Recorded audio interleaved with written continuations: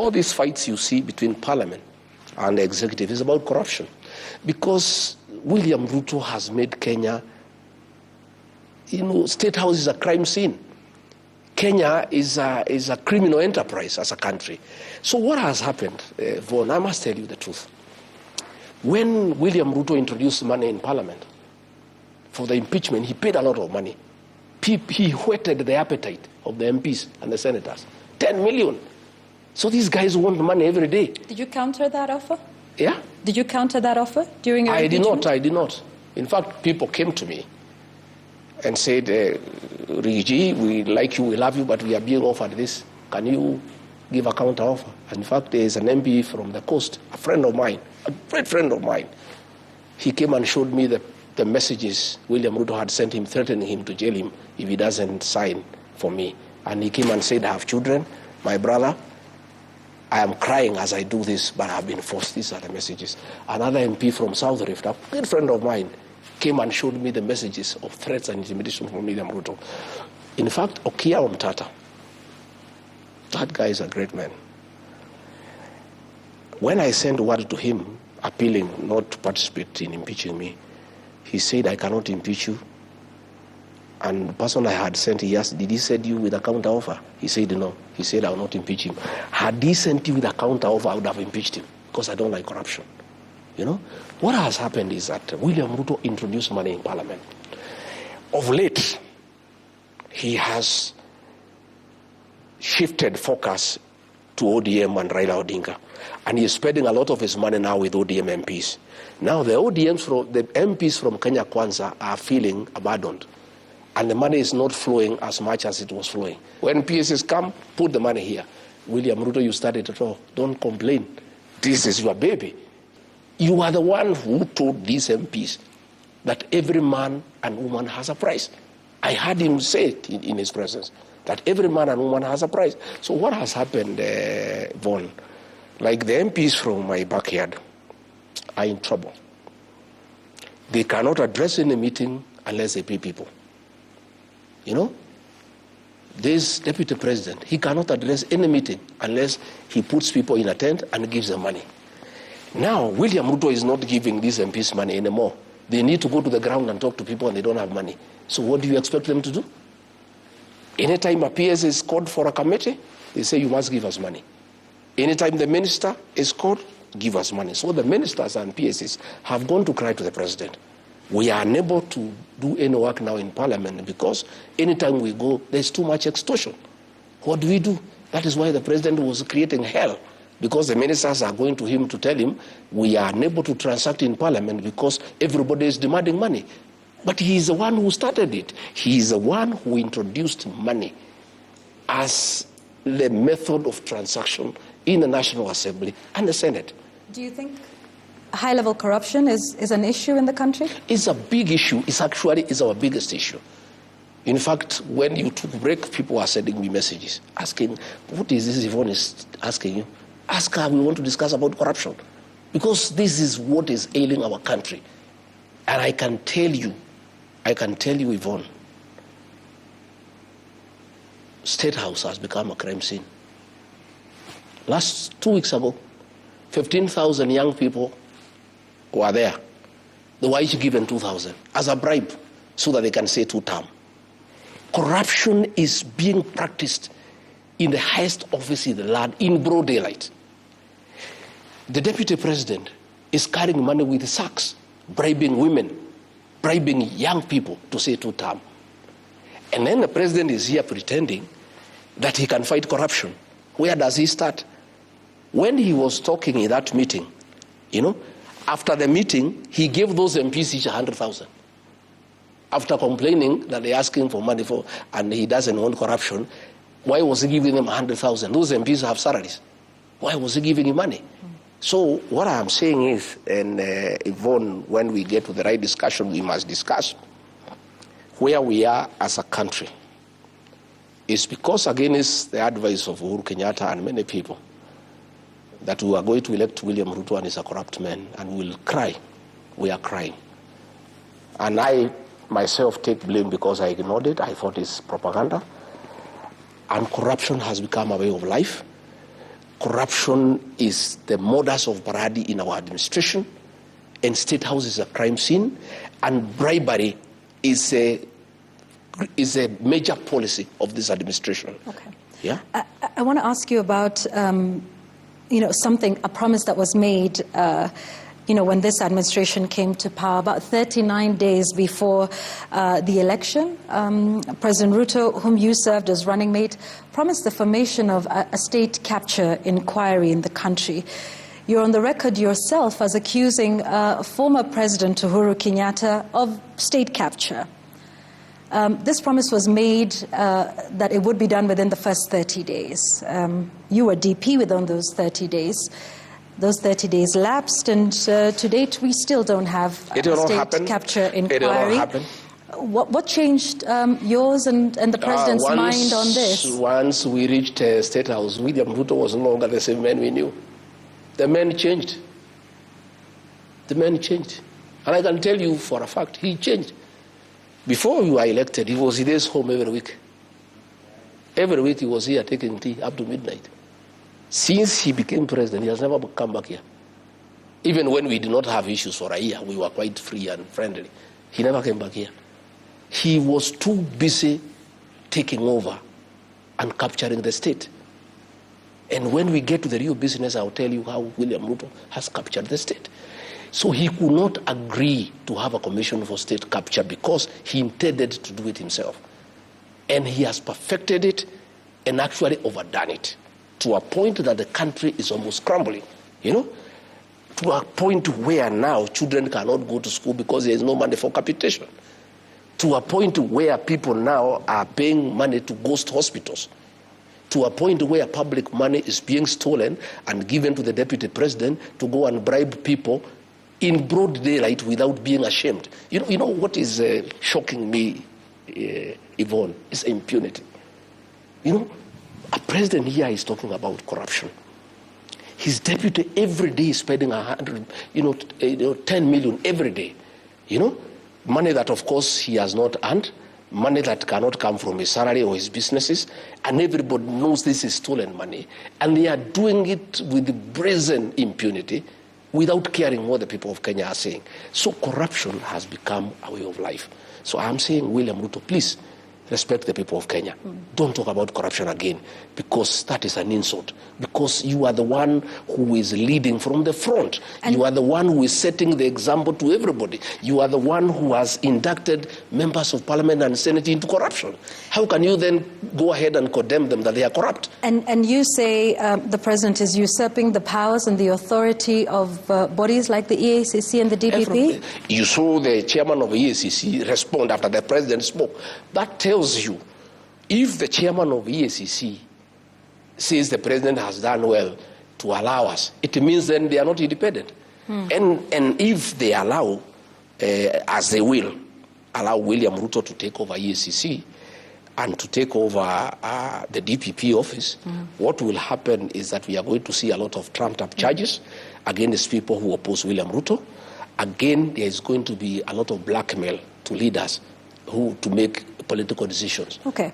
I want to put it to you that perhaps this is something you're saying now that you are outside of government, and that perhaps part of the proof of EACC and the DPP doing the will of the executive was in fact proven in your case.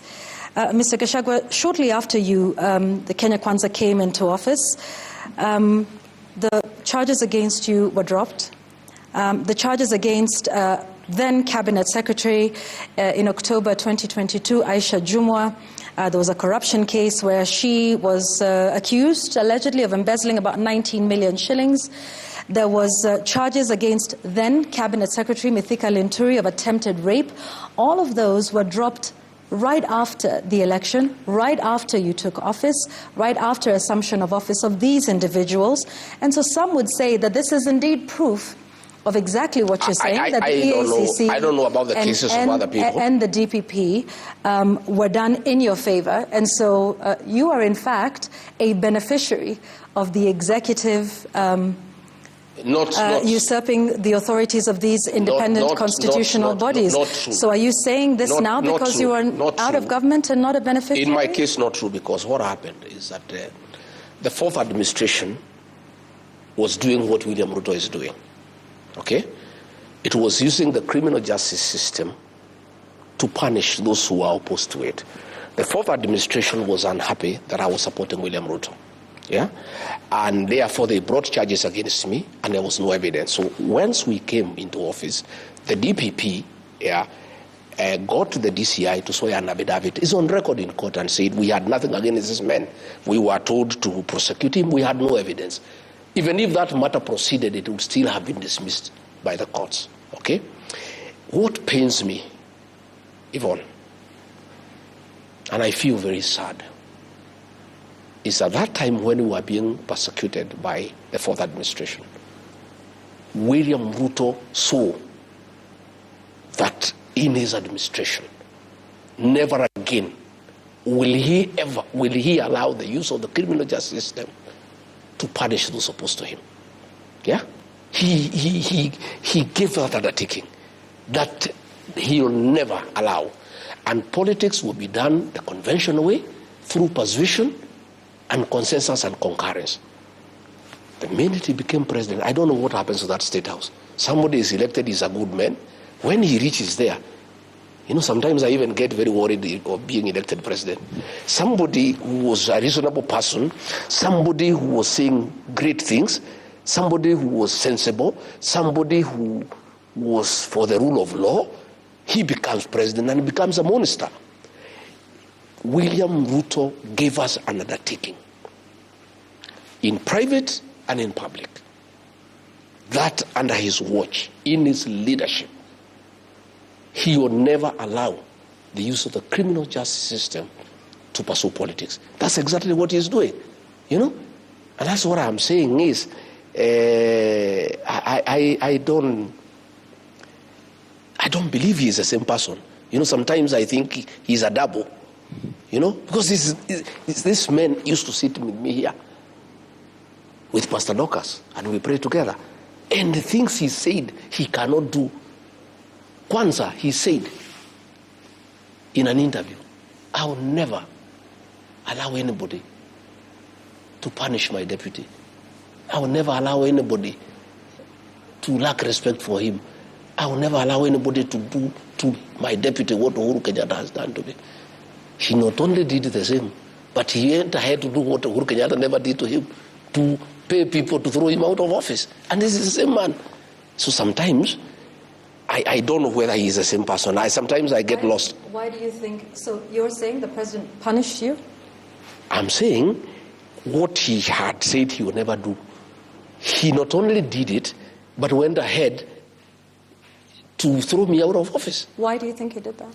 Because I could not agree to many things that he was doing. He had wanted a Mr. Yesa. He had wanted somebody to agree to corruption, somebody who can agree to killings of young people. I told him off. I told him no.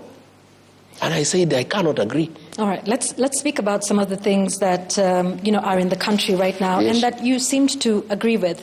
The Social Health Authority, SHA, something you were a big supporter of, then, now appears to be suffering a series of scandals. At least the Ministry of Health is defending itself, is defending its record, saying there is no fraud at the Social Health Authority.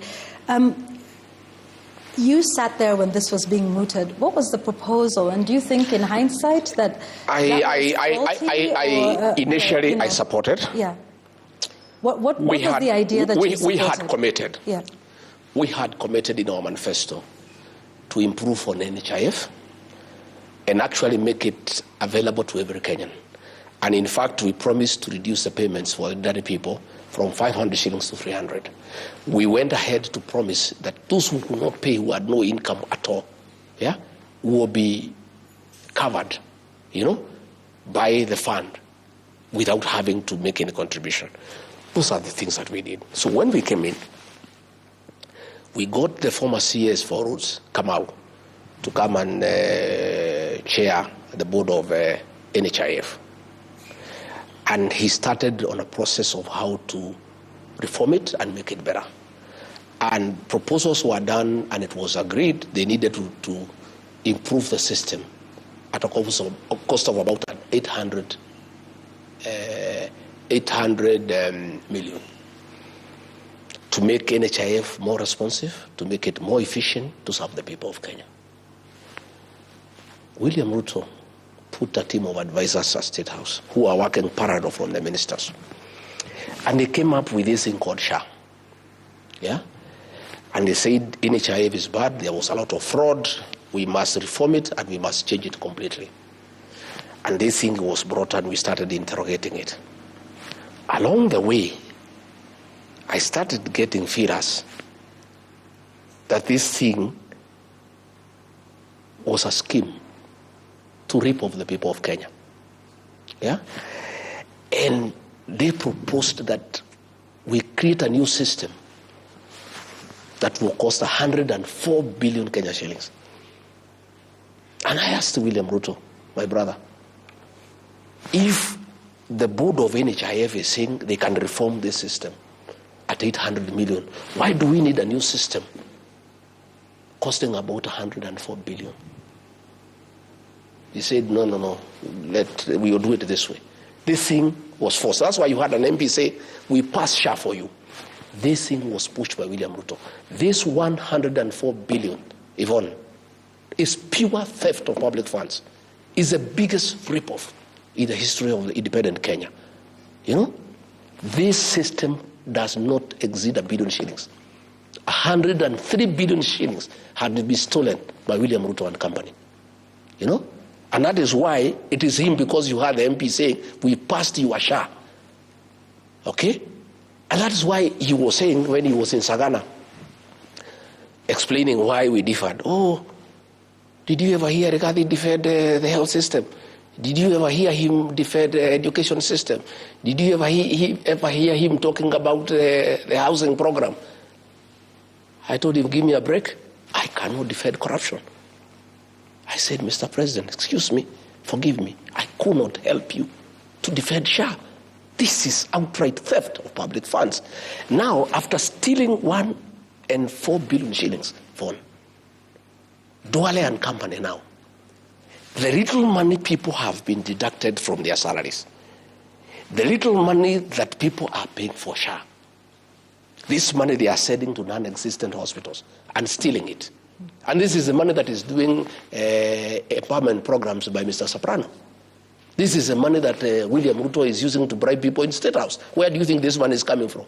I heard him asking the governor of Mandera, not governor of Mandera. He was saying there is a governor who has paid 150 million. Where did he get it from? I want to pose you the question, Mr. William Ruto. This money you are bribing people. This one you have given Soprano to bribe people. Where are you getting it from? This is money for SHA. Now Aden Duale is telling us, and abusing journalists, Yvonne, that we have shut down the hospitals. How do you shut down hospitals that do not exist? Please, these people, the impunity, the kind of contempt they have for the people of Kenya.